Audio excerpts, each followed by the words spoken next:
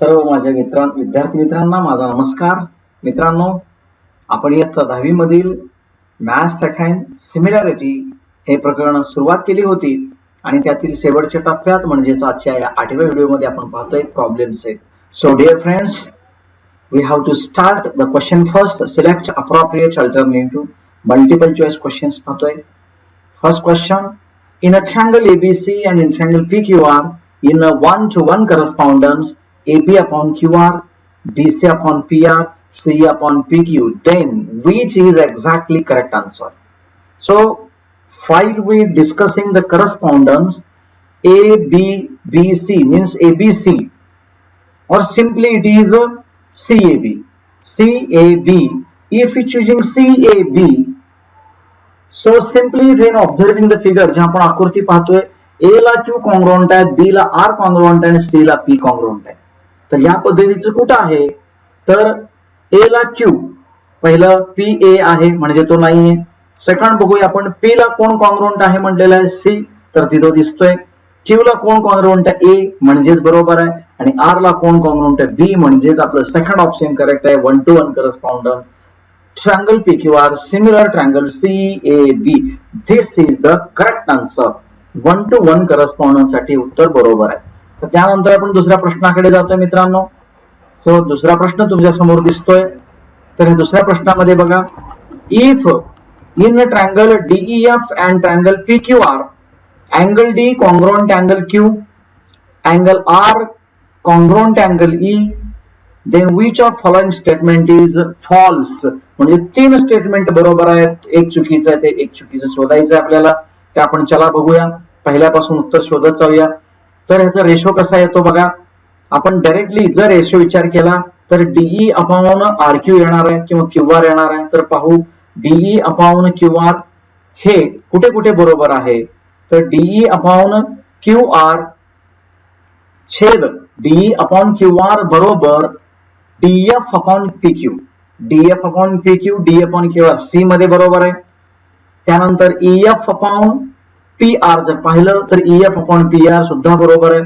First बरोबर आहे, A बरोबर आहे, C बरोबर आहे. D चा विचार करूया, EF अपॉन RP बघूया, EF upon RP, GE upon QR it is also correct. आता B पाहूया, GE upon PQ it's wrong. का DE अपॉन ला QR असायला हवं, पण इथं PQ आहे, means second statement B is wrong. In this way the second statement और B इज ऑप्शन. आणि उत्तर लिहिताना तुम्हाला माहिती आहे कसं उत्तर लिहायचं, फक्त ऑप्शनचा क्रमांक टाकायचा आहे. So the next question here, question number 3. We are move towards the third one. आपण थर्ड कडे जातोय, बघूया आता काय.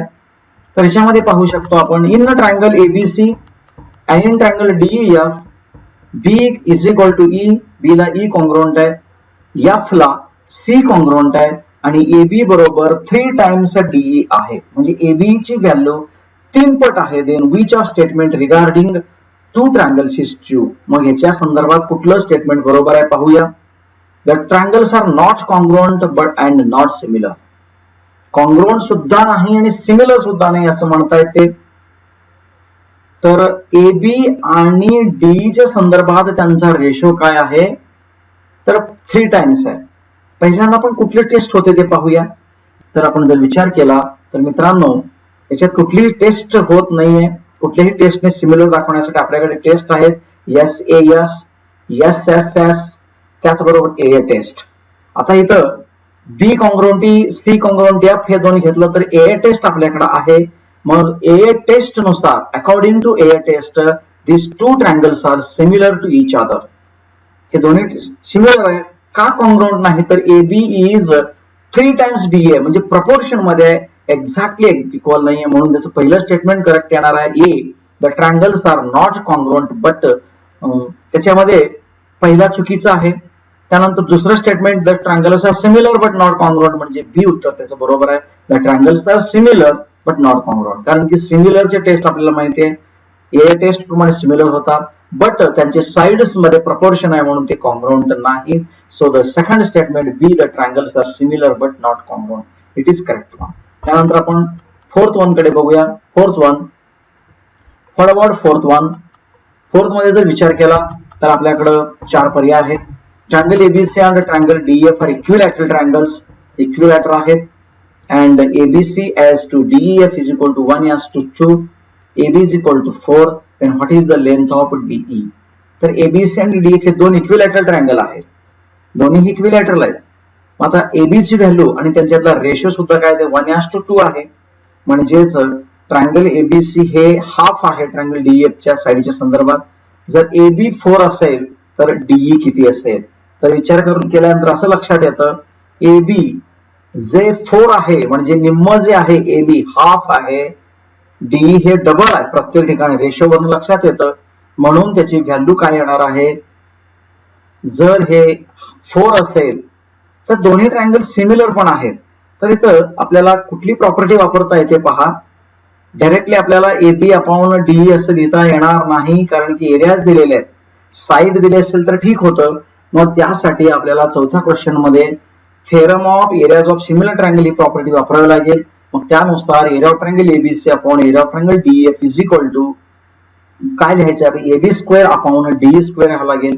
So 1/2 is equal to 4 square upon DE square लिहावं लागेल. मग दोघांचे स्क्वेअर रूट जर केले तर उत्तर आपल्याला 1/√2 इज इक्वल टू 2 DE येईल. मग 2 × √2 उत्तर त्याचं येणार आहे. So DE is equal to 2√2. It is the correct answer. म्हणजे याच्यासाठी तुम्हाला फार व्यवस्थित अभ्यास असणं गरजेचं आहे, लगेच थेट उत्तर मिळणं कठीण जाणार आहे. सो तुमचं प्रिपरेशन व्यवस्थित असावं.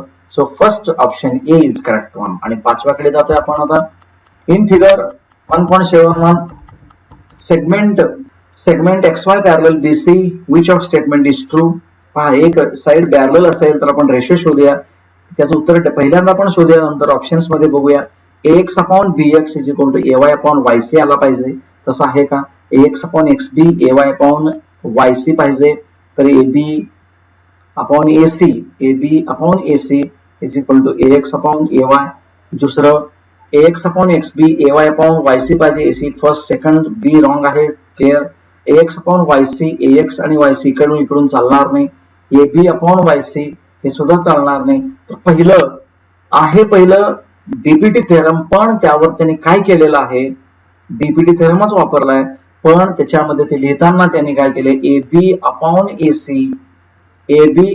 AC is equal to AX upon AY लिहिलेलं आहे.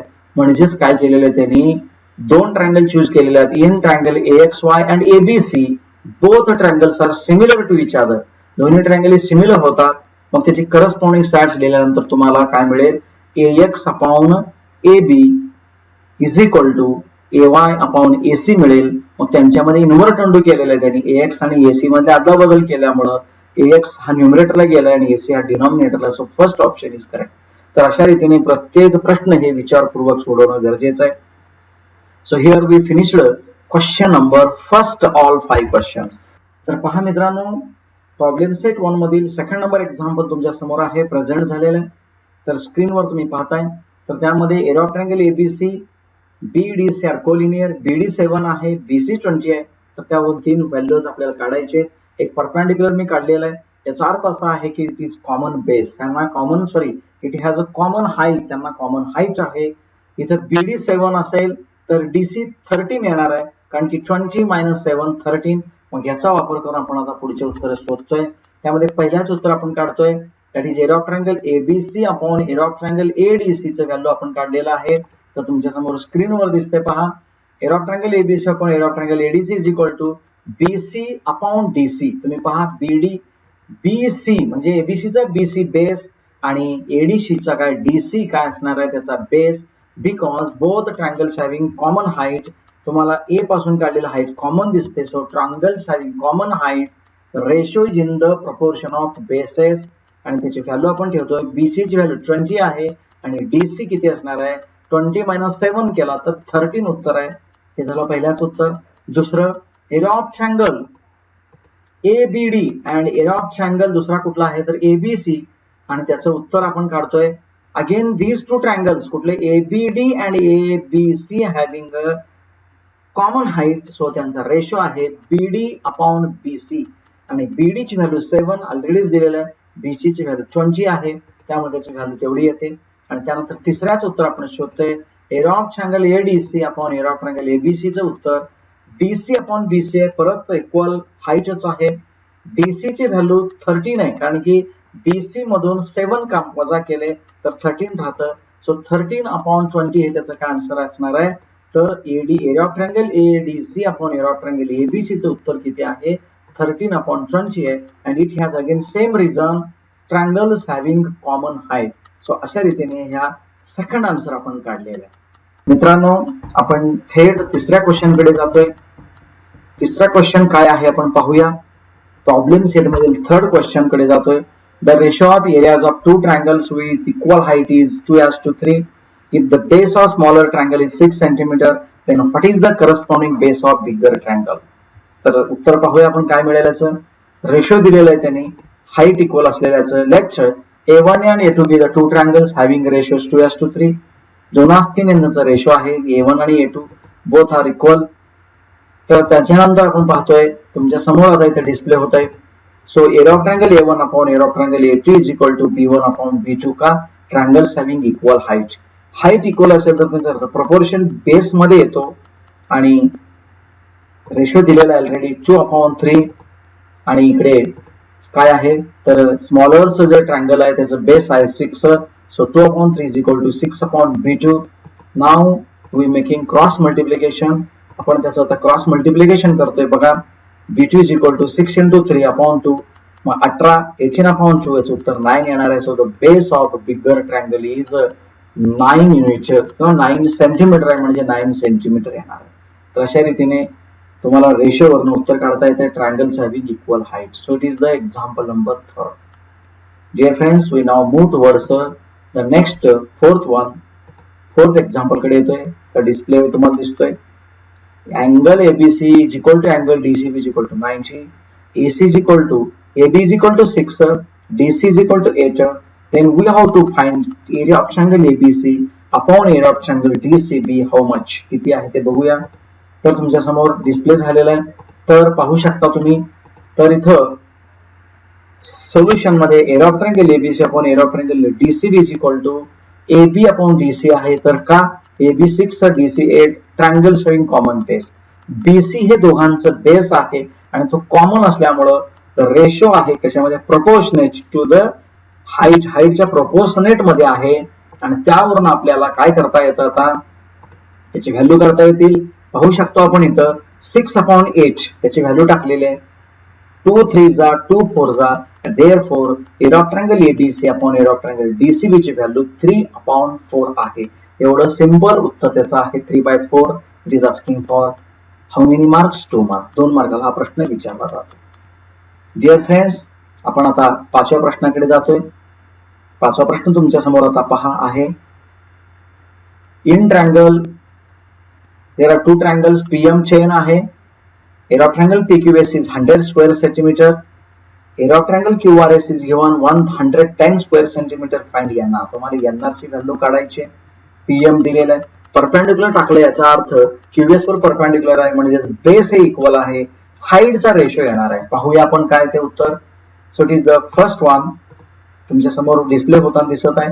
Here area of triangle PQS upon area of triangle QRS is equal to PM upon NR because triangles having equal base. आता तुम्हाला सांगितलं बेस सेम आहे. Now we have to put the values. आपण त्याची value टाकूया. 100 upon 110 is equal to 10 upon NR. Value, put the value. After putting the value, cross multiplication करूया आपण. NR is equal to 110 into 10 upon 100. 0 0 both cancelled. फक्त 11 शिल्लक राहतं. So the NR is equal to 11 centimeter. This is the value of NR. NR ची value तुम्हाला 11 centimetre मिळतो. तर अशा रीतीने असे सोपे प्रश्न आहेत आपल्याला. 6th क्वेश्चन कडे आपण येतो. आता डिस्प्ले तुम्हाला दिसत असेल. Triangle MNG similar triangle QRS. Length of LG2 म्हणजे perpendicular drawn from point T is 5 and length of altitude drawn from S is 9. Find the ratio of triangle area of triangle MNG upon area of triangle QRS. तर आपल्याला ratio काढायचा आहे. पाहू मित्रांनो, तुमच्या समोर दोन फिगर मी काढलेले आहेत. तर ट्रायंगल MNG आणि दुसरा आहे QRS. तर T पासून काढलेला TA आपण हे नाव दिले perpendicular. S B is another perpendicular or altitude. So what is the solution? First, MMT is similar QRS. It is given. Therefore, we have to find area. Area of triangle MMT upon area of triangle QRS आपण दिसतंय is equal to AT square upon BS square. का असं दिसतंय? आपण त्याचं उत्तर शेवटी बघूया तुम्हाला जमतंय का? तर AT square upon BS square लिहिलेलं आहे. मग त्याची व्हॅल्यू आपण टाकलं. किती व्हॅल्यू आहे तर 5 square upon 9 square आणि याचा स्क्वेअर केला तर 5 चा स्क्वेअर 25 and 9 चा स्क्वेअर 81 येणार आहे. आणि तुम्हाला मी सांगितलं याचं का रिझन आहे असं लिहायचं. तर याचं रिझन आहे theorem of areas of similar triangle. Theorem of areas of similar triangle या प्रॉपर्टी नुसार आपण त्याचं स्क्वेअर मध्ये लिहिलं 80 square upon BS square and 5 square upon 9 स्क्वेअरचा आन्सर आहे 25 अपॉन 81. सो त्यांचा रेशो आहे 25 upon 81. And the next question 7th one आपण पाहतोय डिस्प्लेवर. ADC and EB is collinear. DE parallel AB and if AD is equal to 5, DC is equal to 3, BC 6.4. Find B. आपल्याला B काढायचं. तर पाहूया इथं तुम्हाला पॅरलल आहे याचा अर्थ तुम्हाला इथं BPT थेरम वापरायचा आहे. तर बघा in triangle ABC segment DE parallel आहे कोणाला AB ला पॅरलल आहे गिवन. त्यानंतर DC upon AD is equal to EC upon B का BPT theorem. You know very well BPT theorem कधी वापरतो आपण when one side is parallel to second side तेव्हा त्याचा व्हर्टेक्स कोण आहे C आहे. CD किंवा DC upon AD is equal to CA upon B. BPT we put the value here now. आपण व्हॅल्यू टाकतोय तर DC ची value 3 upon 5 is equal to 6.4 minus x upon x लिहिलेलं आहे. त्यानंतर cross multiplication 3 into x is equal to 5 in bracket 6.4 minus x. आपण multiply करूया. we have to multiply the bracket by 5 then 3x is equal to 6.4 into 5 is value 32 minus 5x. 5x ला या बाजूला घ्या 5x plus 3x 8x is equal to 32. so x is equal to 32 divided by 8. 8 4 जा 32. so answer is x is equal to 4. तुम्हाला उत्तर मिळतं x is equal to 4. In this way, this is the 7th example. Remaining 6 examples we were discussing in the last video. Up to that, thank you.